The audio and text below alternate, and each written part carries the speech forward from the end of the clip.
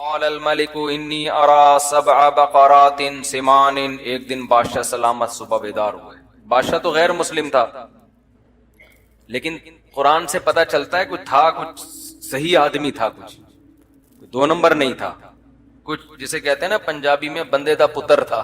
ٹھیک ہے. تو وہ جب صبح بیدار ہوا تو اس کو عجیب خواب آیا رات کو. تو بعض خواب ایسے ہوتے ہیں نا, انسان کی چھٹی حس کہہ رہی ہوتی ہے کہ یہ جھوٹا خواب نہیں ہے.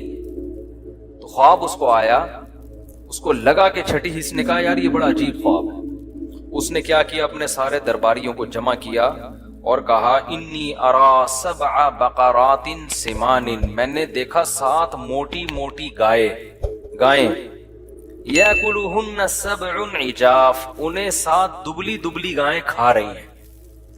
وَسَبْعِ سُنبُلَاتٍ خُضْرٍ, اور 7 ہرے خوشے جو گندم کے نہیں ہوتے ان کو 7 سوکھے خوشے کھا کے ختم کر رہے ہیں. یا ایھا الملأ افتونی فی رؤیایا, اے میرے درباریوں بڑے لوگوں میرے اس خواب کی تعبیر بتاؤ اگر تم تعبیر بتا سکتے ہو. انسان کی عادت ہے جو چیز نہیں آتی نا, کم بخت کبھی منہ سے یہ نہیں پھوٹے گا کہ مجھے نہیں پتا. یہ بہت پڑھے لکھے ہونے کی علامت ہوتی ہے کہ آپ کو جو بات نہیں آتی آپ کہتے ہیں سر مجھے معلوم نہیں ہے. دنیا میں 100% چیزیں کسی کو بھی نہیں پتا ہوتی, لیکن بعض لوگوں کو شوق ہوتا ہے ہر فیلڈ میں ٹانگ اڑانے کا.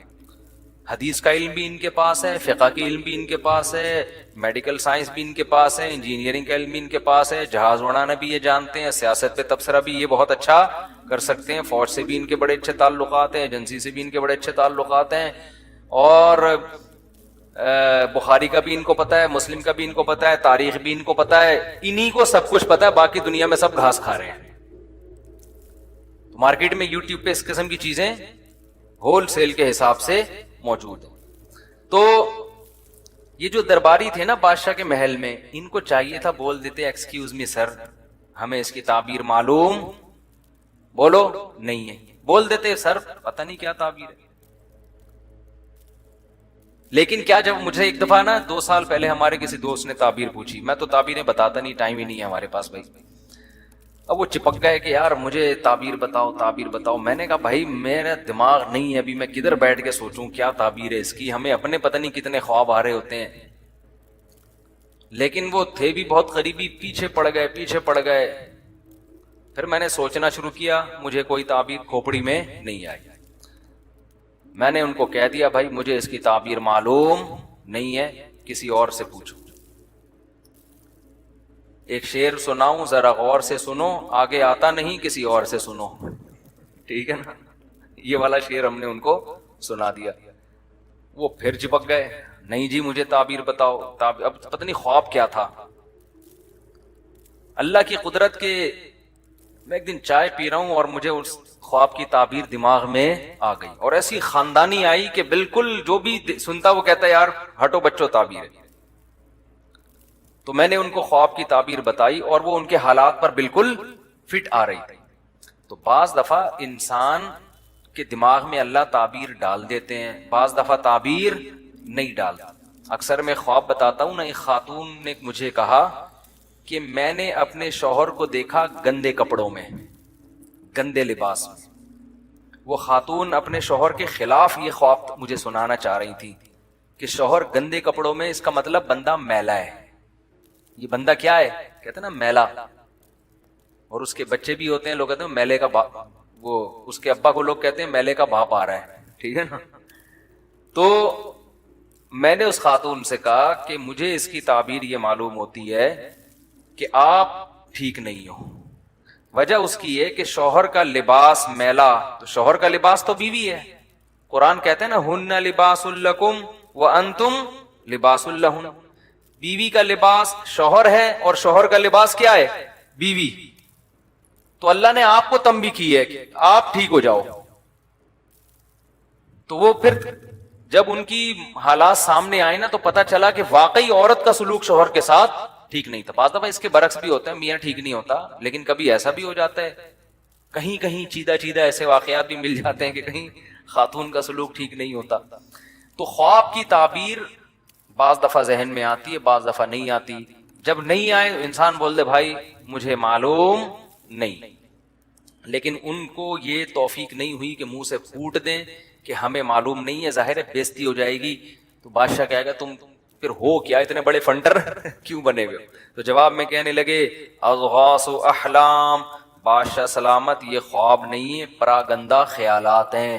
دن بھر حکومت کے کاموں میں آپ مصروف رہتے ہیں، بغاوتوں کو کچلنا، سلطنت کی حدود کو، ظاہر ہے ٹینشن میں آدمی کو جیسے ساس سانپ کی شکل میں اور جٹھانی چھپکلی کی شکل میں آ سکتی ہے، تو آپ کو بھی موٹی پتلی گائیں خواب میں کیا ہو رہی ہیں؟ آ رہی ہیں. وما نحن بتأویل الاحلام بعالمین، اور اس قسم کے جو الٹے الٹے خواب ہوتے ہیں نا ان کی تعبیریں ہم نہیں جانتے. یہ تو خواب ہی نہیں ہے، تو ہمیں دماغ میں الٹ پٹانگ خیالات تھے جو گائے اور بھیڑ بن کے آ گئے. یہ والے خوابوں کی تعبیر ہم نہیں جانتے، وہ خاندانی خواب ہو تو سنائیں، ہم تعبیر بھی بتائیں. وقال الذي نجا منهما، جس کو نجات ملی تھی نا، جو بادشاہ کو شراب پلانے پر مامور تھا، اس کو ایک دم یاد آیا، ارے خواب کی تعبیر تو یوسف نے بتائی تھی اور بڑی صحیح تعبیر نکلی تھی. فوراً نمبر بنانے کے لیے بادشاہ سے کہنے لگا انا انبئکم بتأویلہ فارسلون، میں بتاؤں گا تعبیر، مجھے ایک بندہ معلوم ہے، اس کے پاس مجھے بھیجو. حالانکہ اب تک وہ بندہ اس کو یاد نہیں تھا، اب اپنا مفاد ہے نا تو بندہ بھی یاد آ گیا. پھر کیا کہتا ہے؟ یوسف ایھا الصدیق، یوسف اے دوست. بھائی اتنی گہری دوستی تھی تو بندے کو بھول کیوں گئے؟ مفاد میں انسان القاب بھی لگاتا ہے اور یاد بھی رکھتا ہے، جہاں مفاد ختم بھول جاتا ہے. یوسف ایھا الصدیق، یوسف اے میرے دوست، افتینا فی سبع بقرات سمان، ذرا فتویٰ دیں ہمیں، ذرا مسئلہ بتائیں، ذرا تعبیر بتائیں. 7 موٹی موٹی گائیں ہیں جو 7 دبلی گایوں کو کھا رہی ہیں اور 7 ہرے خوشے سوکھے خوشوں کو کھا رہے ہیں. لعلی ارجع الی الناس، میں فوراً یہ تعبیر لے کے لوگوں کے پاس جاؤں گا، ان کو پتہ چل جائے گا. حضرت یوسف نے ایک لمحہ بھی توقف کیے بغیر فوراً تعبیر بتانا شروع کر دی. یہ معجزہ تھا ان کا. آج یوٹیوب پہ خوابوں کی تعبیروں کے نام پہ چینل بنے ہوئے ہیں، الو بنانے کے علاوہ کوئی کام نہیں کر رہے. خوب سمجھ لو. دیکھو جن دنیا میں جو بے روزگار ہوتا ہے نا، اس کو کوئی نہ کوئی ٹیکنیکل طریقہ چاہیے ہوتا ہے. جس آدمی کے پاس عزت کے صحیح راستے نہیں ہوتے تو کیا وہ بےزتی برداشت کر لے گا؟ تو وہ عزت کے دوسرے 2 نمبر راستے اختیار کر لیتا ہے. تو یوٹیوب پہ چینل بنا لیا، پھر پھینکتے رہتے ہیں وہاں بیٹھ کے. کبوتر نظر آیا تو یہ مطلب ہے، بلی نظر آئی تو یہ مطلب ہے، دودھ نظر آیا تو یہ مطلب ہے. پھینکتے رہتے ہیں، پھر لوگ ان سے رابطہ کرتے رہتے ہیں. یہ ادھر سے پھینک رہے ہیں، ادھر سے لوگ. تو یہ آسان کام نہیں ہے. بعض دفعہ اللہ کسی کے دماغ میں ڈال دیتے ہیں، بعض دفعہ کرامت کے طور پہ کسی کو بتا دیتے ہیں، انبیاء کو معجزوں کے طور پہ بتا دیتے ہیں. تو یوسف علیہ السلام نے فرمایا تزرعون 7 سنین دأبا، بھئی اس کی تعبیر یہ ہے کہ تم لوگ 7 سال تک زراعت کرو گے اور خوب پیداوار ہوگی. مصر میں 7 سال تک ہیں تمہارے پاس. فما حصدتم فذروه فی سنبلہ، جب کھیتی کاٹو تو وہ جو سنبل ہے نا، سنبل جو کیا کہتے ہیں اس کو، خوشے جس کو کہتے ہیں، گندم کو اس سے نہ نکالنا.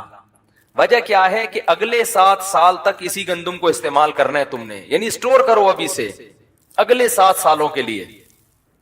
یہ حضرت یوسف علیہ السلام نے ایسا کام مصر کو بتا دیا کہ قحط پوری دنیا میں پڑا تھا.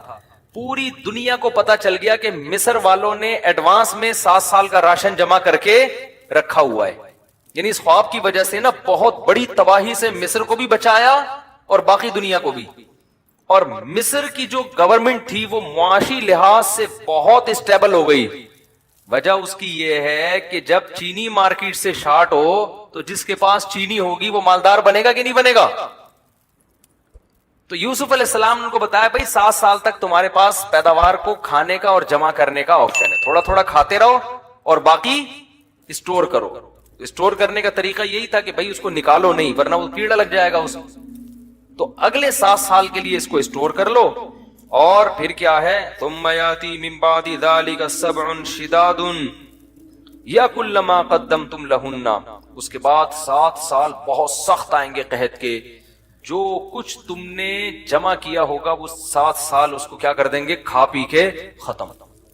الا قلیلا مما تحسنون، سوائے اس کے جو تم نے بچا کے رکھ لیا پہلے سے مینجمنٹ کے تحت. اس سے ہمیں یہ بھی پتہ چلتا ہے کہ مستقبل کی پہلے سے پلاننگ کرنا یہ توکل کے خلاف. بول لو نا کیا ہو گیا یار، نہیں. لوگ کہتے ہیں نہیں پہلے سے پلاننگ نہیں کرتے، کھاؤ پیو اڑا دو پھینک دو، ادھر دعوتیں کر دی، جتنا پیسہ آیا ادھر بانٹ بوٹ کے اس کے بعد اگلے دن لوگوں سے قرضہ مانگتے، پان گٹکے کے پیسے بھی نہیں ہوتے اگلے دن اس کے پاس. اس لیے قرآن نے کہا کہ نہ اپنا ہاتھ اتنا پھیلاؤ کہ کل بھیک مانگنی پڑے، اور نہ اتنا تنگ کر دو کہ کنجوس لوگ کہنا شروع کر دیں تمہیں. اس لیے اعتدال والا راستہ. تو یوسف علیہ السلام نے کیا کیا بھائی؟ ان کو یہ بتایا. قال الملک اتونی بھی، بادشاہ بڑا خوش ہوا. بادشاہ کو تھا کہ اگر یہ واقعی 7 سال بعد قحط پڑ جاتا ہے تو یہ تو بڑا یعنی زبردست شخص ہے یہ. تو بادشاہ نے کہا کہ اس کو لے کر آؤ یوسف کو. پہلے بھی بادشاہ کو پتا تھا کہ میری بیوی نے کس قدر ورغلانے کی کوشش کی، مگر یہ پاک دامن نوجوان اس نے برائی کی طرف نہیں گیا. اس سے پہلے ہی بڑا متاثر تھا یوسف علیہ السلام کی صلاحیت پر، لیکن جب تعبیر بتائیے بادشاہ نے کہا کہ لے کر آؤ. تو قرآن کہہ رہا ہے فلما جاءہ الرسول، جب قاصد آیا نا کہ چلو جی آپ کی رہائی کا فیصلہ ہوا ہے، بادشاہ نے آپ کو بلایا ہے.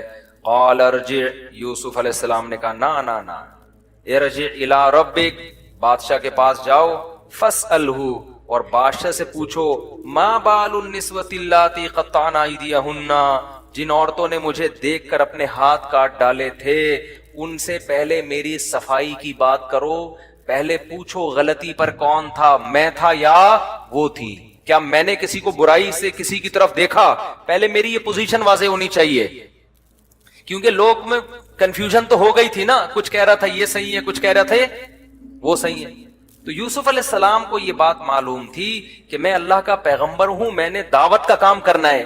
اگر میرے کردار مشکوک ہو گیا تو لوگ میری بات نہیں سنیں گے. یہاں بھی دیکھیں ویژن کو ترجیح دی جا رہی ہے رہائی پر. نہیں آئی بات سمجھ میں؟ حالانکہ اس کا خطرہ تھا کہ بادشاہ بول دے جاؤ پھر میں رہائی نہیں کر رہا. یہ تو اسی بات کو لے کے بیٹھے ہوئے ابھی تک، میں کیا اپنی بیوی کی بدنامی کروں میں لوگوں کے سامنے؟ سمجھ میں نہیں آ رہی یار بات. کہہ سکتا تھا نا بادشاہ کہ بھائی واپس جاؤ پھر وہیں رہ لو، ہم تو نہیں، بس کنفیوژن میں ہی رہنے دو تاکہ میری عزت رہے. یوسف علیہ السلام کو پتا تھا کہ بھائی میں نے دین کی دعوت دینی ہے، میں یہ سب کچھ دنیا کے لیے نہیں کر رہا، تو میرے کردار پہ اگر انگلی اٹھے گی تو میری دعوت میں جان نہیں رہے گی. اس لیے یوسف علیہ السلام نے فرمایا جاؤ جاؤ جاؤ، پہلے جا کے بولو میری برات کا اعلان کرے. پہلے عورتیں بتائیں جمع ہو کے کہ یوسف صحیح تھے، ہم کیا تھے؟ ہم غلط تھے. نبی صلی اللہ علیہ وسلم کی تواضع ہے، آپ نے فرمایا کہ صحیح حدیث ہے کہ یوسف کا صبر تھا. حدیث کا مفہوم ہے کہ جیل سے قیدی بلانے کے لیے آیا اور نہیں گئے.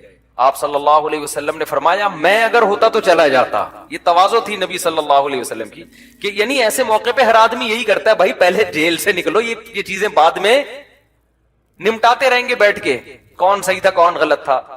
لیکن یوسف علیہ السلام کو یہ خطرہ تھا کہ بعد میں ہو سکتا ہے بادشاہ اس کو زیادہ ویلیو نہ دے. جب رہائی ہو گئی، تعبیر بتا دی، کہہ گیا بس پھر نہیں، ابھی تو میں بادشاہ کی ضرورت ہوں، ابھی جو کام کروا سکتے ہو کروا لو. اس سے خوب سمجھ لو، بہت اہم پوائنٹ کی بات ہے نوٹ کرنے کی. کچھ علماء حکومت سے ملتے ہیں اپنے فائدے کے لیے، کچھ ملتے ہیں قوم کے فائدے کے لیے.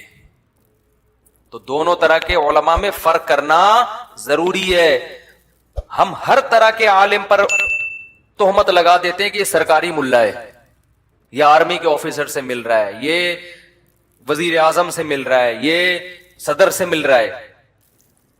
یوسف علیہ السلام بھی تو بادشاہ سے مل رہے تھے نا جا کے. بادشاہ نے جب بلایا محل میں، یوسف علیہ السلام کیسے جا، میں کچھ سرکاری لوگوں سے تھوڑی ملتا ہوں، مجھے رہا کرو بس، چھوڑ دو، تعبیر بتانی تھی بتا دی چلو. نہیں نہیں نہیں، یوسف علیہ السلام جانتے ہیں بادشاہ کے پاس رہ کے جو کام ہو سکتا ہے وہ گلی محلوں میں نہیں ہو سکتا. تو موقع ہاتھ سے جانے نہیں دینا چاہیے. تو اس لیے کسی عالم کو اگر کوئی حاکم دعوت دے، بلائے، اور وہ عالم سمجھتے ہیں کہ اس سے تعلقات سے ملک کو فائدہ ہوگا، تو ایسا عالم اگر اس حاکم کے پاس نہیں جاتا تو گناہ کا خطرہ ہے. اور آج میڈیا پہ آپ کا جو لیڈر ہے وہ کتنے بڑے آدمی سے ملے اس کی تعویل کرتے ہیں, قوم کے وسیع تر مفاد میں حضرت نے حضرت سے ملاقات کی ہے. لیکن آپ جس سے آپ کو دشمنی ہے وہ کسی چھوٹے افسر سے بھی ملے گا. ہم تو پہلے ہی کہتے تھے فوج کا پٹھو ہے, تمہارے والے جو مرضی کرتے رہے, نہ وہ فوج کے پٹھو, نہ وہ ایجنسیوں کے پٹھو, نہ وہ امریکہ کے غلام. اور تمہارے اگینسٹ اگر کوئی ہو تو وہ کسی سے بھی ملے اس پہ الزام. یہ مارکیٹ میں ہول سیل کے حساب سے چل رہا ہے. ہاں ایسے بھی لوگ ہیں جو واقعی سرکاری ملا ہیں, وہ گورنمنٹ سے ملتے ہیں اپنے فائدے کے لیے, لوگوں کے فائدے کے لیے نہیں. تو عام طور پہ فرق کیسے ہو سکتا ہے؟ دیکھو کون پیسے لے رہا ہے اور کون الٹا خرچ کر رہا ہے. ہم ایسے علماء کو جانتے ہیں جو افسروں سے ملتے ہیں ان کو ہدیے دیتے ہیں الٹا. وہ افسر بھی حیران ہوتے ہیں کہ یار یہ مولانا ہو کے ہم کو الٹا ہدیہ دے رہا ہے. وہ الٹا ان پہ خرچ کر رہے ہوتے ہیں. اور ایسے بھی ہوتے ہیں کہ وہاں سے چھپڑ میں لفافے لے رہے ہوتے ہیں. تو ہر طرح کی چیز مارکیٹ میں آپ کو ملے گی, سب کو ایک لاٹھی سے نہیں ہانکنا چاہیے. تو یوسف علیہ السلام کیا کہہ رہے ہیں؟ اپنے لیے نہیں, لوگوں کے لیے, کہ میں جب دعوت دوں گا تو میری پوزیشن واضح ہونی چاہیے. کہنے لگے جاؤ اس کو جا کے بولو ما خطبکن اذا راوتن یوسف عن نفسی, عورتوں کو جمع کر کے پوچھو کہ اس میں غلطی پر کون تھا. بادشاہ نے جمع کیے سب عورتوں کو, بھائی ایک بیان ریکارڈ کرواؤ, ٹھیک ہے نا. یوسف آنے کے لیے تیار نہیں ہے جب تک صفائی بیان نہ ہو. ان عورتوں نے کہا الآن حس الحق, بادشاہ کی بیوی زلیخا نے کہا اب اللہ نے حق کو واضح کر دیا ہے. ہم کتنے الزام لگائیں دوسرے پر, لیکن اللہ نے اس نوجوان کی پوزیشن کو صاف کرنا تھا. اب حق واضح ہو چکا ہے, اب ہم دو نمبری کریں گے کوئی فائدہ نہیں ہے. انا راودتہ عن نفسی, میں نے اس کو برائی کی دعوت دی تھی. انہ لمن الصادقین, وہ سچ بول رہا ہے, اس نے میری طرف گناہ کا ارادہ نہیں کیا. یوسف علیہ السلام نے اب اتنی اپنی پوزیشن واضح کروائی ہے تو اس میں تکبر کا عنصر ہو سکتا تھا نا, نہیں. یہی بات سمجھ بھائی, ایک آدمی بار بار کہہ رہا ہے میں ٹھیک ہوں, میں ٹھیک ہوں, میں بالکل صحیح ہوں, میں بالکل صحیح ہوں, تو ہم کہتے ہیں نا بھائی تو کیا ہو گیا یار, اگر تو غلط بھی ہے تو توبہ استغفار کر لے. اتنا کیوں اپنے آپ کو ثابت کر رہے ہیں کہ میں ٹھیک ہوں, میں غلط ہو ہی نہیں سکتا؟ اس میں ایک قسم کا تکبر کا عنصر ہے نا. نہیں آ رہی سمجھ میں تو بتا دیں بھائی, ہے نا تھوڑا سا اپنی, جو بعض لوگ ہر موقع پہ اپنی کلیریفیکیشن جو ہے نا وہ اپنے بارے میں کرتے ہی رہتے ہیں, وضاحتی بیانات ہر 2 دن میں آتے رہیں گے, تو اس سے بھی لگتا ہے کہ اوور ہونے کی کوشش کر رہا ہے ایک آدمی. تو حضرت یوسف علیہ السلام پر یہ جو اتنی صفائی پیش کر رہے ہیں کہ جیل سے باہر نہیں نکلوں گا, پہلے یہ پتا چل جائے کہ ان میں غلط, میں صحیح ہوں, یہ میں غلط نہیں ہوں. تو حضرت یوسف اس کی وجہ بیان کر رہے ہیں. ذالک لیعلم انی لم اخلہ بالغیب, فرمایا کہ میں جو اپنے آپ کو اتنا صاف ستھرا ثابت کرنے کی کوشش کر رہا ہوں, شو مارنا یا ریاکاری کے لیے نہیں, بادشاہ کو پتا چل جائے کہ میں نے اس کی غیر موجودگی میں اس کے ساتھ خیانت نہیں کی ہے. ورنہ وہ کہہ سکتا ہے کہ میں نے اپنے محل میں رکھا اور معاذ اللہ میری ہی زوجہ پر نظریں ڈال کے بیٹھ گیا. یہ پوزیشن میری واضح ہونی چاہیے. وَأَنَّ اللَّهَ لَا يَهْدِي كَيْدَ الْخَائِنِينَ, اور میں یہ بھی بتانا چاہتا ہوں لوگوں کو کہ جو خیانت کرنے والے ہوتے ہیں اللہ ان کی رہنمائی نہیں کرتا. کیونکہ اگر میں مشکوک, مجھ پر الزام لگتے اور ترقی ملتی تو لوگ کہتے یار 2 نمبر ہو کے بھی بڑی ترقیاں مل سکتی ہیں. تو میں بتانا چاہتا ہوں کہ تقوی کے ساتھ جو کچھ ملتا ہے انجام متقیوں کا اچھا ہوتا ہے. لگے وما ابرئ نفسی, میں اپنے نفس کو بری نہیں کرتا کہ میرا نفس بڑا پاک دامن ہے, مجھ سے گناہ ہو ہی نہیں سکتا. نا نا نا نا, ان النفس لامارۃ بالسوء, نفس کا تو کام ہی برائیوں کی دعوت دینا ہے. کتنی تواضع ہے, آپ دیکھو کتنی تواضع. اور آج ہم تھوڑی سی کوئی تعریف کر دے تو کیسا چوڑے میں آ جاتے ہیں, اپنی اپنی تعریف کی ویڈیو بنا بنا کے یوٹیوب پہ خود ہی ڈال رہے ہوتے ہیں, میں بہت اچھا ہوں, میں نے یہ کیا, میں نے یہ کیا, میں بہت اچھا. تو تواضع اللہ کو پسند ہے. یوسف علیہ السلام نے اپنی پاک دامنی بیان کی اور پھر کیا کہہ رہے ہیں وما ابرئ نفسی, بھائی میں یہ نہیں کہہ رہا میں اچھا ہوں, انسان کی جو اندر کی میں ہے وہ تو برائی ہی کی دعوت دیتی ہے. الا ما رحم ربی, ہاں جس پر میرا رب رحم کر دے. تو یہ میرے رب نے مجھ پر رحم کیا تھا کہ مجھے برائی سے بچا لیا. گویا میں اچھا نہیں ہوں, اللہ اچھا ہے جس نے مجھے بچا لیا. سمجھ میں آ رہی ہے کہ نہیں آ رہی؟ آج ہمارے والد صاحب ایک بڑی اچھی بات کیا کرتے تھے کہ آج ایک آدمی اگر تھوڑا سا ذکر اذکار شروع کر دے نا، تھوڑا سا تہجد میں رونے کی توفیق مل جائے، تو اس کو اپنے بارے میں یہ وہم ہونے لگتا ہے کہ امام مہدی میں ہی ہوں، کہ جو آخر وقت میں امام مہدی آئیں گے نا، شاید یہ کون ہے، چانسز ہیں کہ شاید میں ہی، کیونکہ اتنا نیک آج کل مارکیٹ میں ہوتا نہیں ہے کہ تہجد پڑھ کے رو رہا ہے، تو کبھی آنسو آ جائے نا تو انسان یہ سمجھ لگتا ہے. اور ایسا ہوا بھی. ہمارے والد صاحب نے بتایا مسجد میں ایک بندہ بیٹھا رہتا تھا، صبح شام ذکر کرتا تھا. کہتے ہیں ایک دن میرے پاس آیا، میرے والد صاحب کا نام تھا مسعود صاحب، تو کہنے لگا حافظ مسعود صاحب ایک بات کرنی ہے آپ سے. میرے والد صاحب کہتے ہیں، میں نے کہا جی بتاؤ بیٹا. کہنے لگے چھپ کے نا چھاؤں میں لے جا کے کہنے لگا، مجھے لگ رہا ہے کہ شاید امام مہدی میں ہی. تو والد صاحب کہتے ہیں میں نے اس سے کہا بیٹا یہ بات مجھے بتائیے، میرے علاوہ کسی اور کو نہیں بتانا. کوئی بھروسہ نہیں ہے کوئی بندہ پیل کے نہ چلا جائے. یہ تو میں اپنی طرف سے الفاظ استعمال کر رہا ہوں، کوئی مار مور نہ دے. کہہ رہے ہیں اس کو میں نے سیدھا کر لیا تو انسان کا بچہ بن گیا. ورنہ ہوتا کیا ہے، آدمی کہتا ہے چل تو امام مہدی اور میں تیرا اسسٹنٹ، ٹھیک ہے نا، مل کے دکان چلاتے ہیں.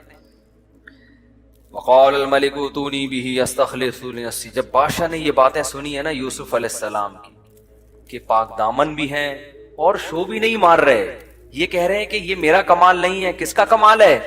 اللہ. حالانکہ ایسے موقع پہ تو انسان کتنا کوشش کرتا ہے نا آگے نکلنے کی. بادشاہ تھا ذہین آدمی. ذہین آدمی کیا کرتا ہے، تھوڑی دیر میں آبزرو کر لیتا ہے کہ اس آدمی کی شخصیت میں وزن کتنا ہے.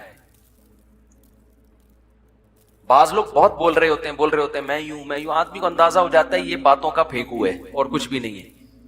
تو یہ جو لوگ کہتے ہیں نا کہ تقریر سے، بیان سے لوگ آبزرو کر لیتے ہیں کسی کی بات چیت سے، یہ حقیقت ہے. جن میں آبزرو کرنے کی صلاحیت ہوتی ہے نا، وہ بندے کو 10-15 منٹ میں جانچ لیتے ہیں کہ اس کا وزن کتنا ہے.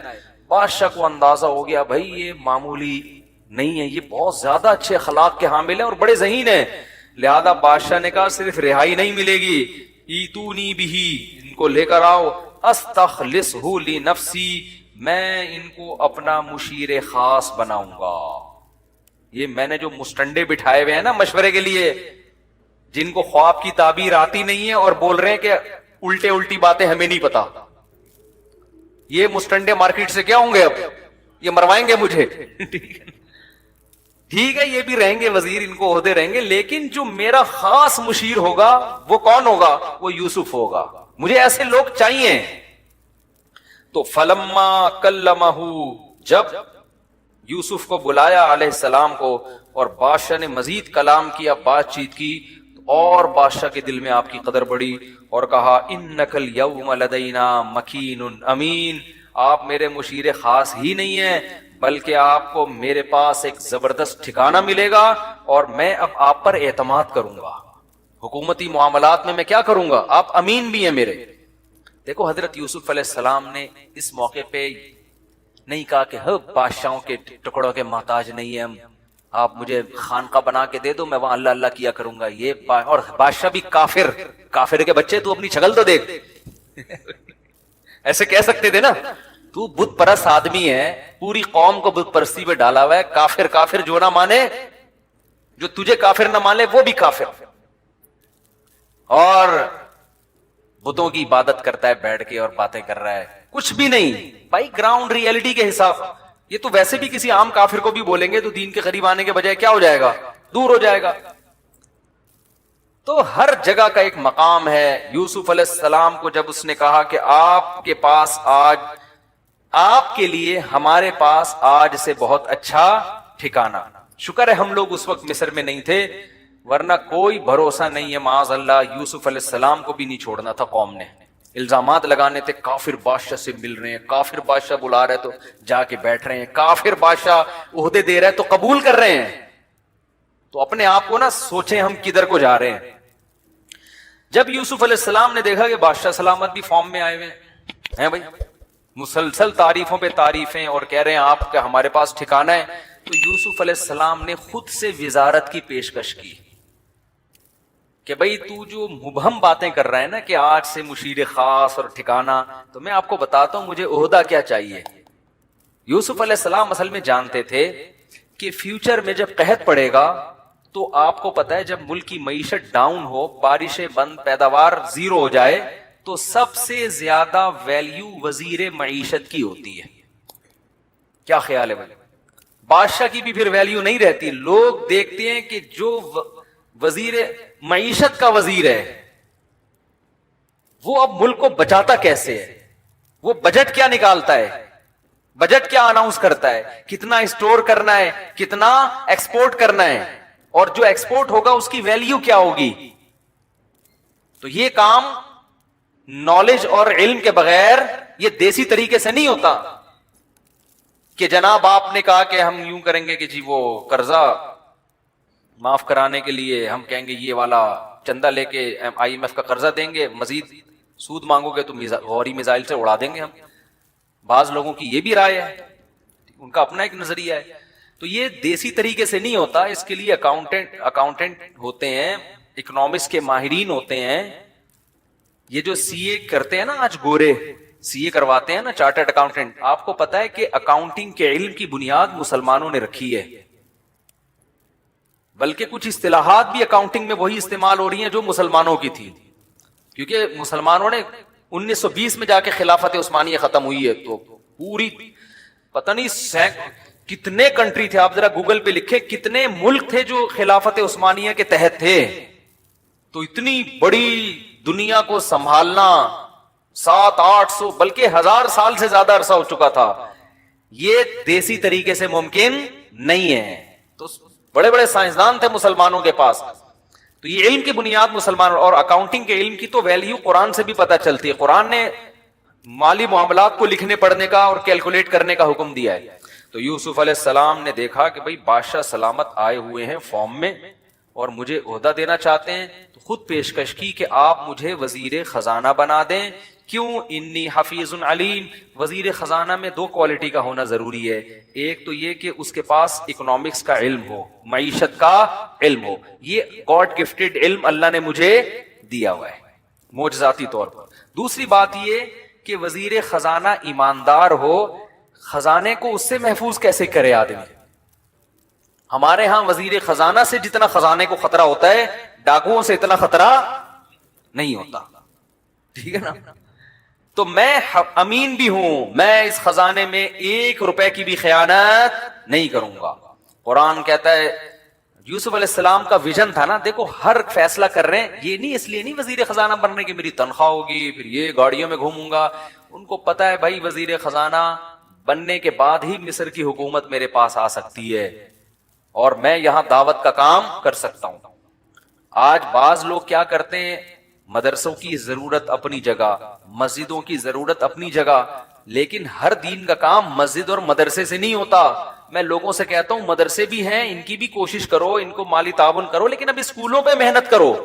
ہماری جو کریم تیار ہو رہی ہے, جو پیک کے اداروں میں لوگ جا رہے ہیں, وہ مدرسوں سے نہیں بلکہ اسکول سے جا رہے ہیں.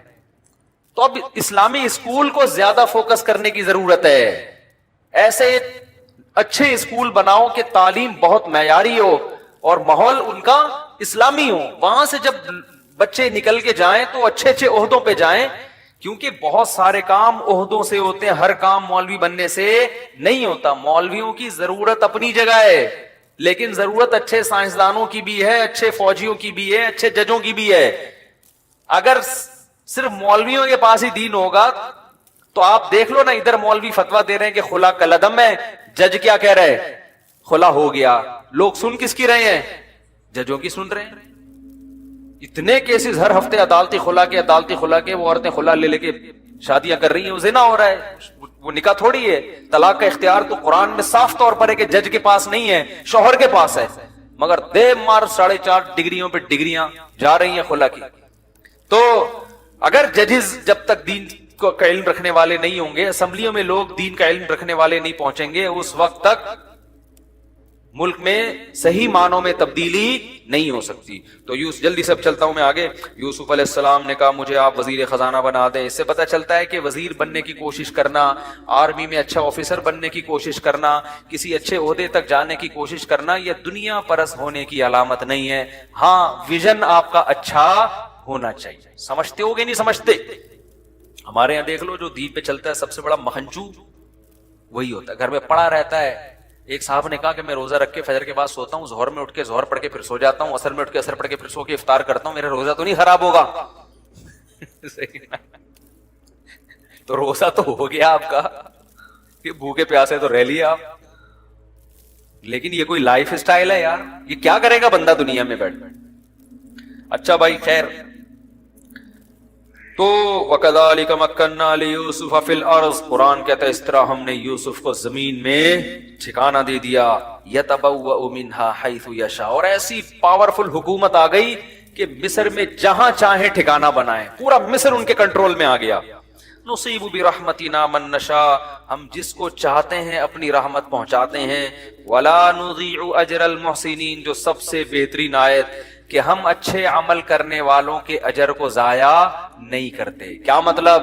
آپ اچھا کر رہے ہو سکتا ہے ابھی آپ کے ساتھ خراب ہو, لیکن رزلٹ آپ کے حق میں ہوگا. سمجھتے ہو؟ وَلَأَجْرُ الْآخِرَةِ خَيْرٌ, اللہ فرماتے ہیں تو دنیا کا اجر ہے, آخرت کا اس سے بھی بہتر ہے. داڑھی والوں کے بہت خلاف تھے اور تبلیغ والوں کے بہت خلاف. تو وہ کہنے لگے ایک دن کہ یار وہ میں نے ہمارے پڑوس میں ایک واقعہ دیکھا ہے, پنجاب کی بات کر رہے تھے کہ وہاں ایک صاحب ہیں جو صبح آفس میں ہوتے ہیں تو ان کی وائف کے کسی سے غلط تعلقات ہیں, تو وہ صاحب روزانہ گھر میں بھی آتے ہیں اور لوگ دیکھ بھی رہے ہیں. پھر یہ کہنے لگے کہ یہ برا ہے, یہ غلط ہو رہا ہے, اس خاتون کو ایسا نہیں کرنا چاہیے. تو میں نے ان سے پوچھا کیوں نہیں کرنا چاہیے؟ کرنا تو واقعی نہیں چاہیے, لیکن اس کی وجہ کیا ہے؟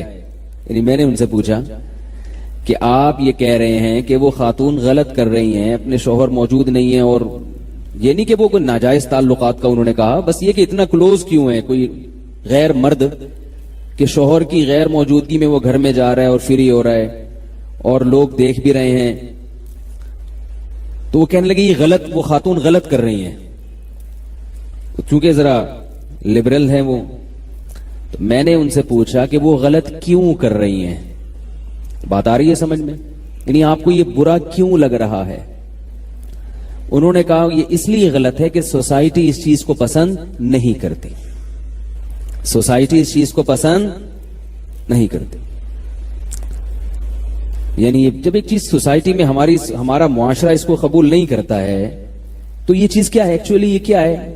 غلط. میں نے کہا اس کا مطلب یہ ہوا کہ اگر سوسائٹی اس چیز کو غلط سمجھنا چھوڑ دے تو پھر یہی چیز کیا ہو جائے گی؟ بول لو یار, صحیح ہو جائے گی. کیا خیال ہے بھائی؟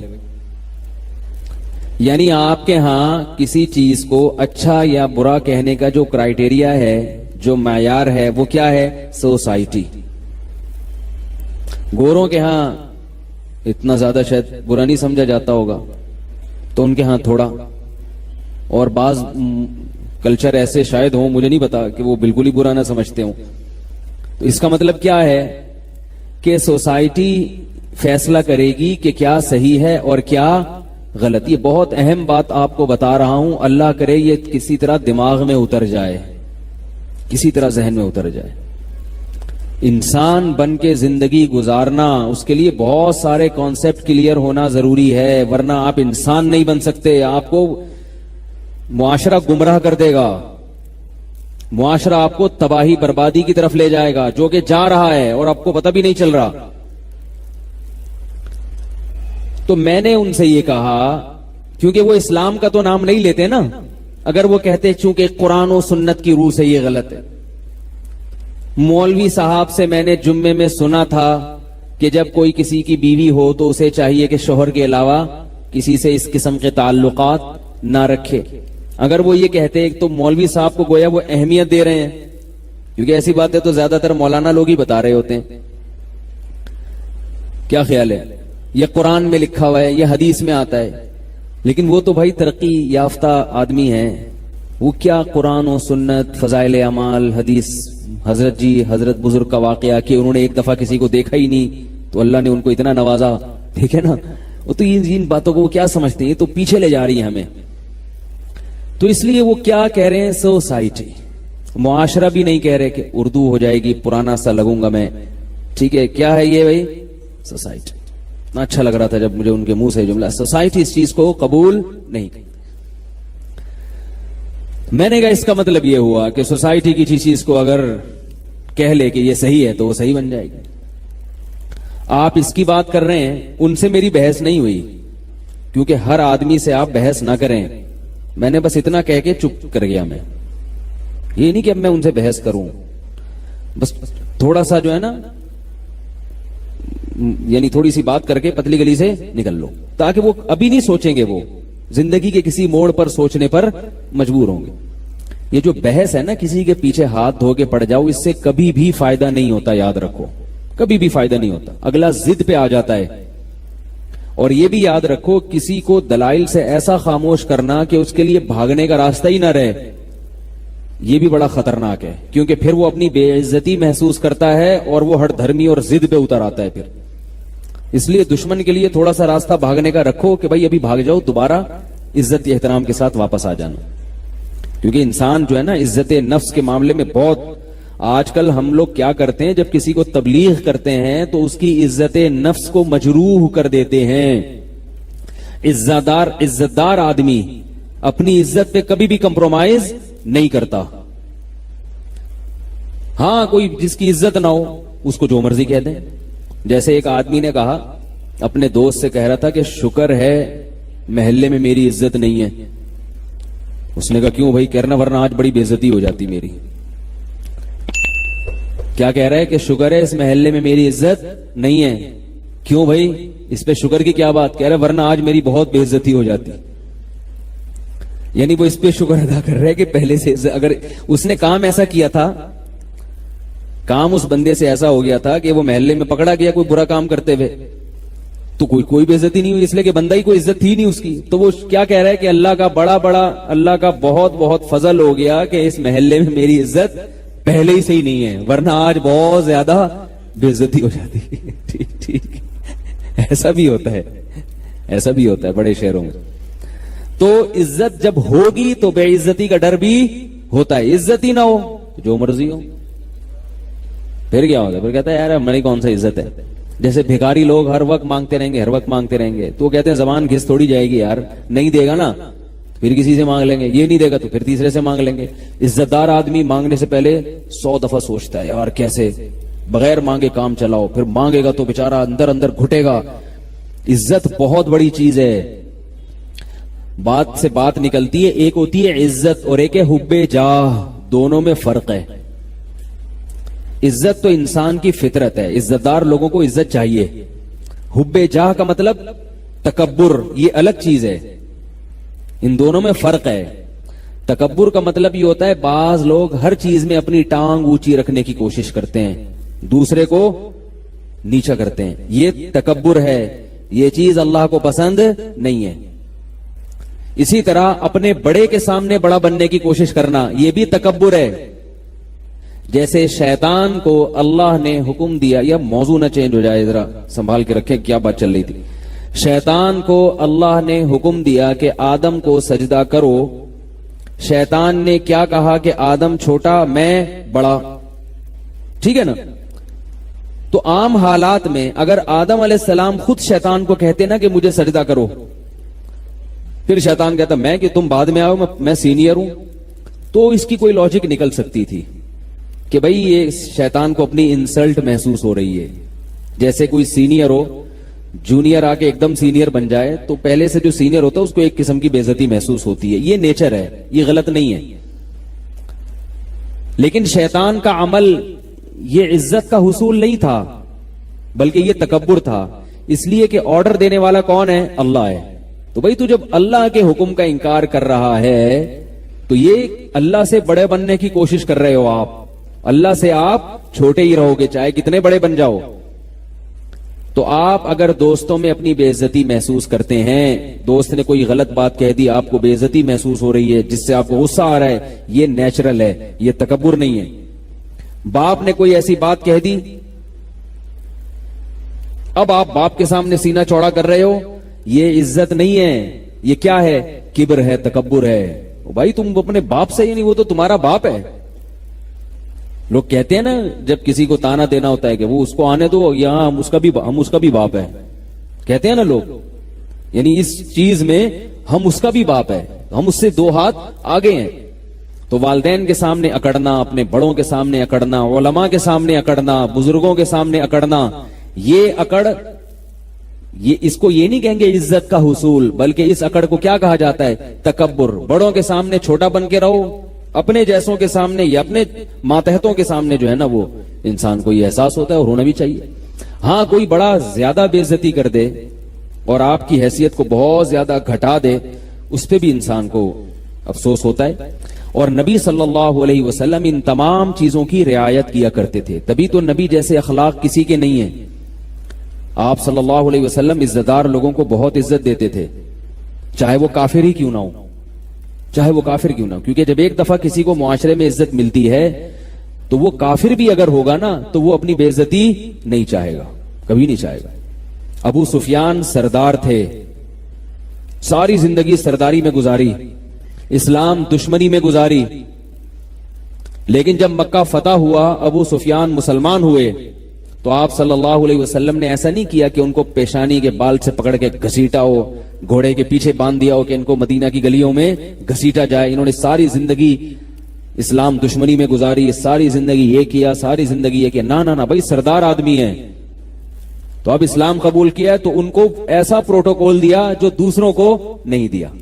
کیا فرمایا؟ جو ابو سفیان کے گھر میں داخل ہو گیا اس کا خون ہم پر حرام ہے. بس جنگ ہے نا, جو بھی دشمن آئے گا گردن اڑے گی اس کی, لیکن جو ابو سفیان کے گھر میں چلا گیا اس کا خون, اس کی گردن نہیں اڑے گی, اس کو امن مل گیا. کتنی عزت دی, کتنی عزت دی ابو سفیان کو, کیونکہ سردار تھے.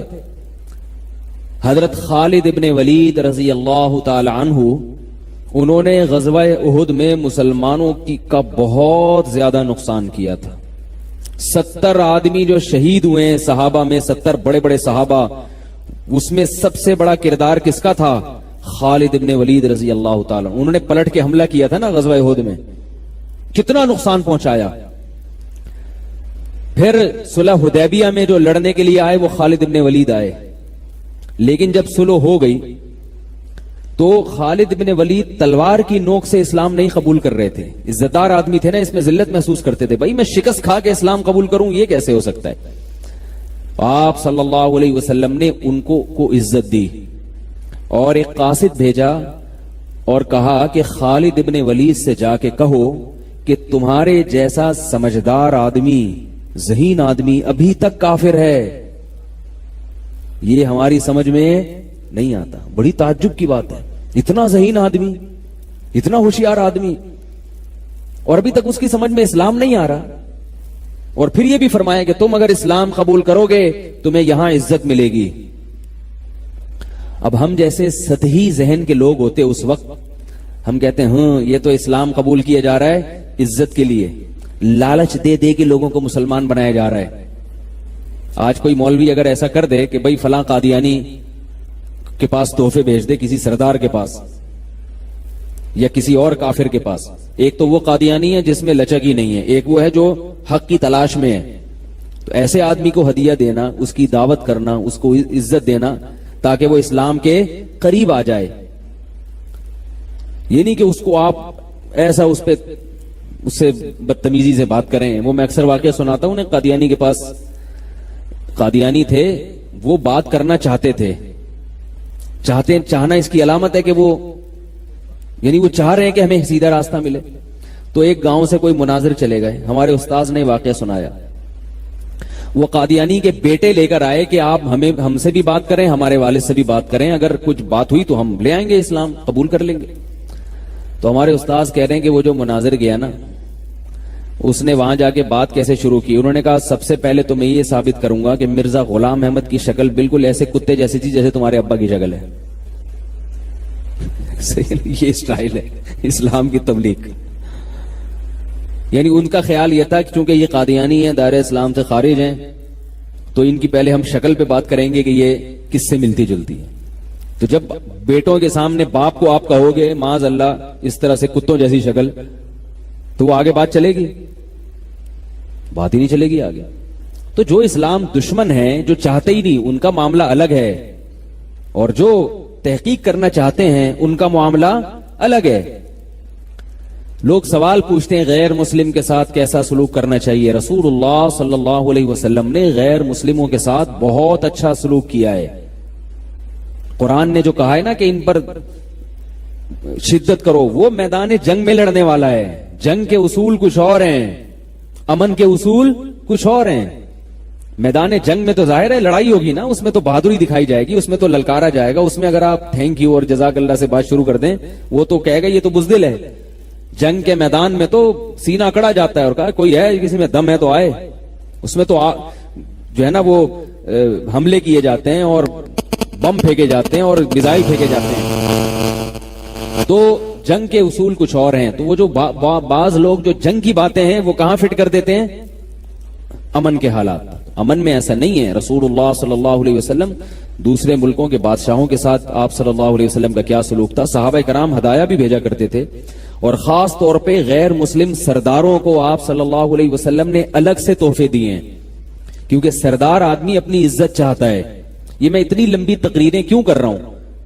یہ سمجھانے کے لیے کہ عزت دوسرے کو بھی دینی چاہیے اور اپنی بھی عزت کی حفاظت کرنی چاہیے. اپنی بھی عزت کی حفاظت، ایسا کام نہیں کرنا چاہیے جس سے آپ کی عزت کا جنازہ نکل جائے. ہر ایک کو فری کرا لیتے ہیں، وہ چرسی ہیروئن چی وہ آپ کے سر پہ مسلط ہو گیا پھر. تو ایسا نہیں. حضرت حکیم الامہ مولانا اشرف علی تھانوی رحمہ اللہ نے لکھا ہے کہ ہر ایک کو فری مت کرایا کرو. یہ انہوں نے لکھا ہے. فرمایا کہ اس کو فری کراؤ جس میں حوصلہ ہو، برداشت ہو. ورنہ وہ حوصلہ نہیں ہوگا نا تو جب آپ اس سے فری ہوگے تو وہ پتہ ہے کیا سمجھے گا؟ وہ یہ سمجھے گا کہ یہ عزت کے لائق ہی نہیں ہے، اس لیے مجھ سے فری ہو رہا ہے. جس میں حوصلہ ہوتا ہے وہ کہتا ہے بھائی یہ تو ان کا ظرف ہے، یہ تو بڑے اونچے مقام والے ہیں، لیکن دیکھو کیسے بے تکلف ہو کے مجھ سے گپ شپ لگا رہے ہیں، کیسے بے تکلف ہو کے ہنسی مذاق کر رہے ہیں. تو اس کی نظر میں عزت بڑھے گی. اور جس کے اندر خود حوصلہ نہیں ہے اس کی نظر میں عزت. اب گھر میں ہم نے دیکھا ہے جو باپ اپنے بچوں کے ساتھ فری رہتا ہے بچے اس باپ کا احترام ہی نہیں کرتے. حالانکہ یہ تو باپ نے اپنی سطح سے اپنے آپ کو نیچے کر دیا، بچوں کے ساتھ کھیل رہا ہے، فری ہو رہا ہے، گھوم رہا ہے، ہاں ہاں ہو مذاق کر رہا ہے. تو بچوں کو تو اور عزت کرنی چاہیے نا ایسے باپ کی. کیا خیال ہے بھائی کہ ابا ہمارے ابا ہو کے بھی ہم سے ایسے بچوں کی طرح رہتے ہیں؟ لیکن نتیجہ اکثر ہوتا کیا ہے؟ بچے ابا کو ابا سمجھنا چھوڑ دیتے ہیں، ٹھیک ہے نا، احترام ہی ختم کر دیتے ہیں، مانتے ہی نہیں. تو یہ بہت کم اولاد ہوتی ہے جس میں یہ ظرف ہو کہ ابا اچھے اخلاق کے ہیں، کھیل رہے ہیں تو وہ ابا کو ابا سمجھے. اس زمانے میں ابا کو ابا سمجھنا بڑا مشکل کام ہے. میں کہتا ہوں جو اولاد اپنے باپ کو باپ سمجھ لینا وہ جنت میں جائے گی. میری ذاتی رائے یہ ہے. جو اپنے باپ کو باپ سمجھ لینا، اس باپ کو گھر میں احترام دے دے، اس کا حکم مان لے، کیونکہ باپ کے جتنے احسانات ہیں اس کائنات میں اللہ رسول کے علاوہ اتنے احسانات کسی کے نہیں ہوتے. اور میرے پاس جو ایسے باپ آتے ہیں نا کہ میرا بچہ نالائق، میں کہہ رہا ہوں کان سے پکڑ کے باہر نکال دو اس کو. 4 دن جب سڑک پہ روڈ پہ گزارے گا، نہ گیس کا بل ادا کر سکتا ہے، نہ بجلی کا بل ادا کر سکتا ہے، نہ معاشرے میں عزت ہوگی، نہ کوئی رشتہ دینے کے لیے تیار ہوگا. لوگ کہیں گے ابا کہاں ہیں؟ ابا سے تو میرے تعلقات ہی صحیح نہیں ہیں. تو رشتہ دے گا کوئی؟ کہیں گے یار تمہارے تو اپنے ابا سے نہیں ہے، تم بیوی سے کہاں سے تعلقات صحیح رکھو گے؟ یہی ہوگا نا. تو ایسی اولاد کا میں تو فوراً کہتا ہوں کان سے پکڑ کے باہر نکال دو. 3 دن جب گلی محلے میں دھکے کھائے گا سیٹ ہو کے واپس آ جائے گا. لیکن باپ کا یہ بھی ظرف ہے کہ اتنا کچھ ہونے کے باوجود بھی وہ باہر نہیں نکالتا، کہتا ہے کہاں جائے گا بیچارہ. یہ باپ ہوتا ہے. خیر، تو خالد ابن ولید رضی اللہ تعالی عنہ کو رسول اللہ صلی اللہ علیہ وسلم نے کیا کہا کہ ہمارے پاس آؤ گے تو تمہیں عزت ملے گی. یہ نہیں کہ اسلام کے لیے لالچ دی جا رہی ہے، نہ، بلکہ ان کے ذہن میں، خالد ابن ولید کے ذہن میں ایک وسوسہ شیطان ڈال سکتا تھا کہ میں نے اتنا نقصان پہنچایا، اب اگر میں مسلمان ہو بھی جاتا ہوں یہ لوگ تو مجھے تانے دیں گے، یہ تو مجھے رسوا کریں گے، یہ تو انگلیاں اٹھائیں گے میری طرف. اور خالد ابن ولید نے ساری زندگی عزت دیکھی ہے، اپنی قوم میں سردار تھے نا، کبھی ذلت نہیں دیکھی. تو لوگ انگلیاں اٹھائیں گے، لوگ کیا کہیں گے، ذلیل نہ کر دیں. تو اس کا جواب دیا جا رہا ہے کہ ایسا نہیں ہوگا جیسا تم سمجھ رہے ہو، عزت ملے گی، عزت. فوراً اسلام قبول کیا. جو گھٹیا لوگ ہوتے ہیں نا ان کو سیدھے راستے پہ لانے کے لیے چپیٹ لگانے پڑتے ہیں، ٹھیک ہے نا، ٹھڈے مارنے پڑتے ہیں، تمیز انسان بن جا. اور جو عزت دار ہوتا ہے اس کو تھوڑا سا غیرت کا تانا دینا پڑتا ہے، یار تم جیسے شریف آدمی، تم تو اتنے سمجھدار ہو یار، کیسے یہ کام کر رہے ہو، ایک نوجوان نے مجھے اپنا واقعہ بتایا. وہ کہتا ہے کہ میں نے بچپن میں کسی کی بچی کو چھیڑ دیا, کسی لڑکی کو چھیڑ دیا جا کے. کہہ رہا میں کالج کا دور تھا, عمر بھی میری ایسی تھی, تو میں نے چھیڑ دیا جا کے. کہہ رہا وہ میرے گلے پڑ گئی. اس نے جا کے اپنی امی کو بتایا, اور اس کی امی نے آ کے میری امی کو بتایا کہ آپ کا بیٹا اتنا گھٹیا. اس زمانے میں یہ بہت برا سمجھا جاتا تھا, پرانے زمانے کی بات ہے, بچپن کا وہ واقعہ بتا رہے تھے. کہہ رہے ہیں وہ میری والدہ کو آ کے بتایا کہ آپ کے بیٹے نے اتنی گندی حرکت کی ہے کہ میری بیٹی کو چھیڑا ہے. کہہ رہے میں کھڑا ہوا ہوں اور میں شرم بھی آ رہی ہے, میری اماں کو شکایت لگا دی. کہہ رہے مجھے اس سے اتنی شرم نہیں آئی. میں نے کہا امی 2 تھپڑ لگائیں گی اور ابا کو شکایت لگائیں گی, وہ 2-3 ڈنڈے لگا دیں گے. میں نے کہا یہی ہوگا نا. کہہ رہے لیکن ہوا کیا, میری والدہ نے کہا کہ کچھ بھی ہو میرا بیٹا سب کچھ کر سکتا ہے, میرا بیٹا کسی کی بچی کو اس طرح سے چھیڑ نہیں سکتا, اس کی اپنی بہنیں بھی ہیں, اتنا گھٹیا سوچ کا حامل نہیں ہے میرا بیٹا. اب وہ لڑکا کہہ رہا ہے یار میں شرم سے زمین میں گڑ گیا کہ میری ماں کے میرے بارے میں کیا جذبات ہیں اور میں کتنوں کو چھیڑ کے بیٹھا ہوں. کہہ رہے میں کتنوں کو چھیڑ کے بیٹھا ہوا ہوں اور میری ماں کے میرے بارے میں یہ جذبات ہیں. کہہ رہے بار بار میری ماں کہہ رہی ہے اس خاتون کا نام لے کے, وہ جو بھی بہن ہوں گی پڑوسی ہوں گی, کیونکہ پڑوسیوں کو ہی چھیڑا جاتا ہے نا, مجھے نہیں پتا کہ پڑوسی ہوں گی وہ, تو وہ کہہ رہی ہیں اس پڑوسن کا نام لے کے کہ بہن تم جو کچھ بھی کہہ دو, میرے بچے پہ الزام لگا لو, اس نے فلاں کو مار دیا, اس نے فلاں سے اسکول سے چھٹی کر لی, یا یوں کر لیا, یہ کر لیا, لیکن میرا بیٹا کسی کی بیٹی کو, بہو بیٹی کو چھیڑ نہیں سکتا, کیونکہ ہم عزت دار گھرانے کے لوگ ہیں اور عزت دار گھرانے والے ایسے کام نہیں کرتے. اب وہ کہہ رہا ہے یار ہمیں تو, مجھے اب پتا چلا ہم اتنے عزت دار گھرانے کے لوگ ہیں, مجھے تو پتا ہی نہیں تھا. کہہ رہا ہے میں اس جملے سے نا والدہ کے شرم سے زمین میں گڑا جا رہا ہوں اور دل میں توبہ کر رہا ہوں, اے اللہ آئندہ یہ میری والدہ کو ایسی کمپلین بولو بھائی نہیں ہوگی, بس اس دفعہ جو چھپا لے, میرے جرم کو چھپا لے, پردہ ڈال دے, آئندہ نہیں ہوگا, آئندہ میں ایسا نہیں کروں گا کہ میری ماں جو میرے بارے میں یہ جذبات. تو دیکھو اس لڑکے میں تھوڑا سا وہ عزت کا تھا نا.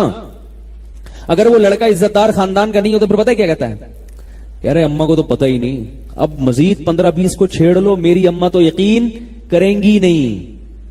کیا خیال ہے یار, کیا ہو گیا آپ کی سمجھ میں کیوں نہیں آ رہا؟ وہ یہ سوچے گا نا کہ بھائی میری اماں تو میرے بارے میں یقین ہی نہیں کر رہی, تو وہ تو اسی کو ڈانٹ کے بھیج رہی ہیں, یہ تو اتنا اچھا نظریہ ہے, تو اب تو شکایتیں وہ تو اور 2-4 کو چھیڑ لو, کوئی مسئلہ ہی نہیں. تو یہ فرق ہوتا ہے کہ جو نالائق ہوتا ہے نا, جو عزت دار نہیں ہوتا, اس کی چترول لگانے پڑتے ہیں, اس کو ڈنڈے لگانے پڑتے ہیں, اس کو ٹھڈے مارنے پڑتے ہیں, پھر جا کے وہ تھوڑا سیٹ ہوتا ہے. اور جو عزت دار ہوتا ہے اس کے لیے ایک تانا بہت بڑا ہوتا ہے. فقہا نے لکھا ہے تعزیر کے اصول میں, تعزیر ہوتی ہے نا, تعزیر سزا, ایک تو ہے حدود, زانی کی کو 100 کوڑے لگیں گے, وہ تو قرآن نے بیان کیے, اس میں تو کوئی فرق نہیں ہے, سب کے ساتھ ایک جیسا سلوک ہوگا, عزت دار ہو یا کم درجے کا آدمی ہو, وہ سزا جو قرآن نے بیان کر دی وہ سب پہ لگے گی. رجم سب پہ, ہاتھ کاٹنا سب پہ, حد قذف سب پہ, شراب کی سزا 80 کوڑے سب پہ, اس میں کوئی شریعت میں فرق نہیں. لیکن کچھ سزائیں ایسی ہیں جو قاضی اور جج کی ثوابدید پر ہوتی ہیں. وہ دیکھتا ہے بھائی اس نے اتنی نوعیت کا جرم کیا ہے تو اس کو اتنی سزا ملنی چاہیے, سمجھ رہے ہیں؟ اس میں شریعت نے کچھ نہیں بیان کیا, بس یہ بتایا کہ بھائی جرم کی نوعیت یہ ہے تو قاضی اور جج کی ثوابدید پر. تو اس میں فقہا بیان کرتے ہیں کہ اس میں عین ممکن ہے ایک جرم پہ قاضی کسی کو 20 کوڑوں کی سزا دے, اور یہ بھی ممکن ہے کہ وہی جرم کسی دوسرے سے ہو تو اسے صرف برا بلا کہہ دے. انہوں نے فرمایا اس لیے کہ بعض لوگ ایسے ہوتے ہیں کہ وہ جج کے منہ سے اپنے خلاف سننا ان کے لیے 20 کوڑوں سے بھی زیادہ بھاری ہوتے ہیں. وہ تو فقہا نے لکھے کہ جو عزت دار آدمی ہوگا نا, جج اس کو برا بلا کہہ کے عدالت میں سب کے سامنے کہہ دے کہ تم نے غلط کیا ہے, یہ بھی اس کے لیے بہت بڑی سزا. اس کو 20 کوڑے ماریں گے, یہ ظلم ہو جائے گا اس پر. اور جس کو دوسرا آدمی, جس کو جو روزانہ کوڑے کھاتا رہتا ہے, تو معاشرے میں مشہور ہے بھائی ادھر بیٹھا ہوا ہے, کبھی گٹر کے ڈھکن پہ بیٹھا ہوا ہے, کبھی وہاں گٹکے کی پی کے پھینک رہا ہے, تو دیواریں کالی کر رہا ہے, اس کو 20 کوڑے مار دیا تو وہ کہہ رہا ہے یار یہ تو خارش ہوئی ہے تھوڑی سی ہمیں, صحیح ہے نا, تو کیا ہو گیا, کوڑے کھا کے ہی مضبوط ہوں گے. ایسے بھی لوگ ہوتے ہیں نا اگلی دفعہ آئیں گے تو 40 کھائیں گے, وہ اس طرح کے. تو اس میں بھی فقہا نے فرق بیان کیا ہے کہ ایک ہی سزا ایک آدمی کو کم دی جائے گی اور عزت دار آدمی کو, ایک آدمی کو زیادہ دی جائے گی اور عزت دار آدمی کو کم دی جائے گی. میں بار بار کیوں بتا رہا ہوں کہ دیکھو, عزت دار لوگوں کی عزت کو مت اچھالا کرو. اگر ان سے کوئی برائی ہوتی ہے, کوئی جرم دیکھو تو اس پہ پردہ ڈالو, کیونکہ ایک عام آدمی کا جرم اگر لوگوں کے سامنے ظاہر ہوتا ہے اس کی اتنی بے عزتی نہیں ہوتی. عزت دار آدمی کا تھوڑا سا جرم لوگوں کے سامنے آ گیا, وہ بیچارہ زمین میں گڑ جاتا ہے, تو اس کو اس کے جرم کی اتنی بڑی سزا کیوں دے رہے ہو, اتنی بڑی سزا کیوں دے رہے ہو؟ اس کا حل یہ کہ اس کو الگ سے جا کے تنبیہ کر دو, الگ سے محبت سے سمجھا دو اس کو کہ بھئی یہ برائی ہے, یہ آپ چھوڑ دیں. تو ہم کیا کرتے ہیں کہ ہر ایک کو ایک ہی لاٹھی سے ہانک رہے ہوتے. اسی طرح یاد رکھو, بات تو تھوڑی سی عجیب سی ہے لیکن جب ہے تو میں کروں گا اس کو, کہ بعض جب لوگ نکاح کر کے لاتے ہیں نا عورت کو گھر میں, تو یہ نہیں دیکھتے کہ یہ عزت دار خاندان سے ہے, یا وہ اپنی پرمپرا جو ہے نا اس پہ ٹھونسنا شروع کر دیتے ہیں. بعض عورتوں کے فون آتے ہیں, انہوں نے کبھی زندگی میں گالی سنی نہیں ہوتی, جب وہ شوہر کے منہ سے موٹی موٹی گالیاں سنتی ہیں ان کو بہت بے عزتی محسوس ہوتی ہے. انہوں نے اپنے خاندان میں کبھی گالی کا لفظ سنا نہیں ہوتا, اور شوہر کے لیے گالیاں دینا نارمل ہوتا ہے. وہ پیدا ایسے خاندان میں ہوگا, بات بات پہ گالی, بات بات پہ گالی نکال, تو وہ اپنے خاندان کے حساب سے چلا رہا ہوتا ہے, لیکن ان کے لیے کیا ہوتی ہے, بہت بڑی. اور بعض خواتین ایسے خاندان کی ہوتی ہیں, ان کو گالی نہ دو تو وہ سمجھتی ہیں بزدل ہے, یہ ڈرتا ہے مجھ سے. سمجھ میں آ رہی ہے نا؟ وہ اتنا پٹی ہوتی ہیں, اتنی گالیاں سنی ہوتی ہیں, اگر شوہر تمیز سے بات کرے وہ کیا کہ وہ سمجھتی ہیں کہ کیا ہے, پاگل آدمی ہے, تو اس کو تو تمیز سے بات کرنے نہیں آتی. رسول اللہ صلی اللہ علیہ وسلم کے بارے میں حدیث میں آتا ہے, ما کان النبی صلی اللہ علیہ وسلم فاحشا ولا متفحشا. آپ نہ تو فاحش تھے, یعنی زبان آپ کی خراب تھی, اور نہ متفحش بتکلف, یعنی آپ کی طبیعت میں بھی فحاشی نہیں تھی, اور نہ زبان خراب تھی. نبی صلی اللہ علیہ وسلم کی سیرت میں ہم دیکھیں ایسے زبردست آپ کے اخلاق تھے. میں صرف ایک چھوٹا سا واقعہ حضرت حسین کا سناؤں گا, حضرت حسن کا سناؤں گا.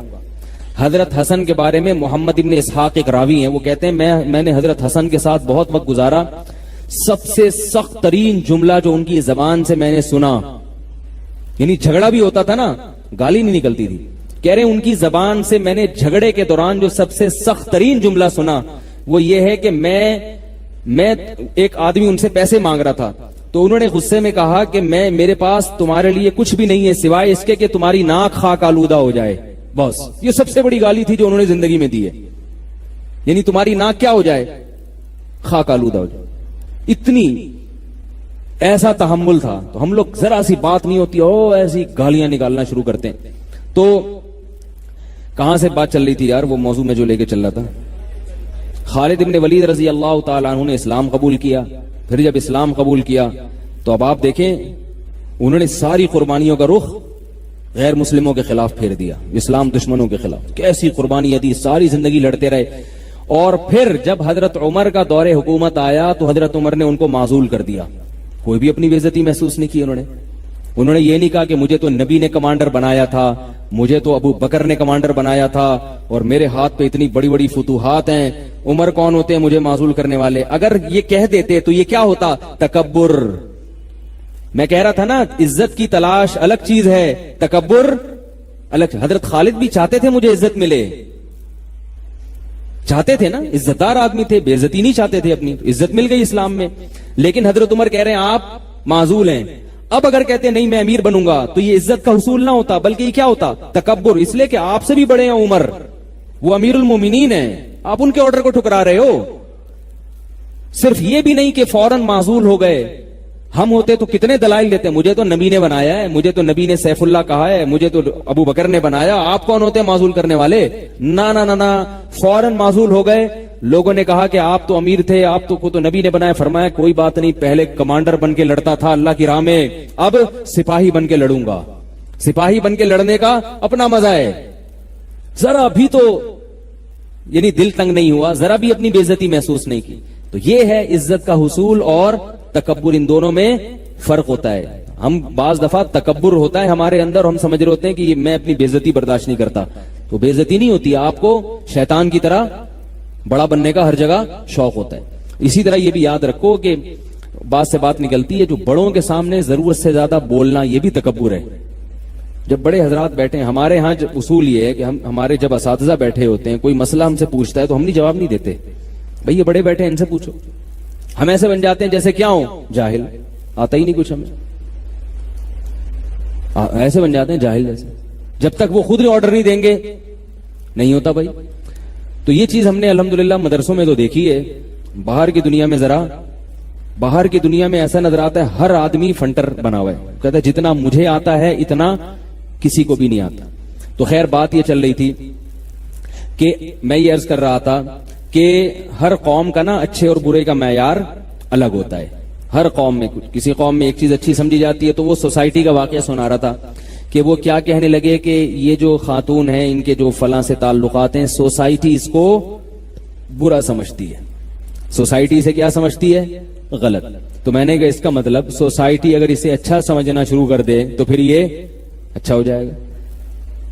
لوط علیہ الصلوۃ والسلام کی قوم تو اس سے بھی زیادہ غلط کام کرتی تھی. وہ تو خاتون تھی نا جس کی فرینڈ شپ تھی, یہ بھی نہیں کہ کوئی ناجائز تعلقات کا بھی کوئی یقین نہیں, ضرورت سے زیادہ بے تکلفی, اور وہ بھی شوہر کی غیر موجودگی میں. روزانہ آ رہے ہیں ان کے گھر بیٹھ رہے ہیں, چائے وائے پی کے جا رہے ہیں. اور لوط علیہ السلام کی قوم تو لڑکوں سے بدفعلی کر رہی ہے جس کی کوئی لاجک بنتی نہیں ہے. ان کی سوسائٹی اس کو برا, وہ برا کس کو سمجھ رہی تھی, لوط علیہ السلام کو. وہ کہہ رہی تھی یہ عجیب آدمی ہے, یہ کیسی باتیں کر رہے ہیں. تو مطلب یہ کہ یہ جو لبرل لوگ ہیں یا سیکولر لوگ ہیں, یہ اگر لوط علیہ السلام کی قوم میں پیدا ہوتے تو یہ اس عمل کو کیا سمجھتے, اچھا. کیوں, سوسائٹی اس کو اچھا سمجھ رہی ہے. یہی وجہ ہے کہ آج یورپ اور امریکہ میں یہ جو مردوں کی سے بدکاری کا عمل ہے اس کو برا نہیں سمجھا جاتا, حالانکہ پہلے یہ گالی تھی. یہی لفظ انگریزوں کی لغت میں, گوروں کی ڈکشنری میں گالی سمجھا جاتا تھا, اور اب یہ گالی نہیں سمجھا جاتا کیونکہ سوسائٹی اس کو برا, بولو بھائی, نہیں سمجھتی.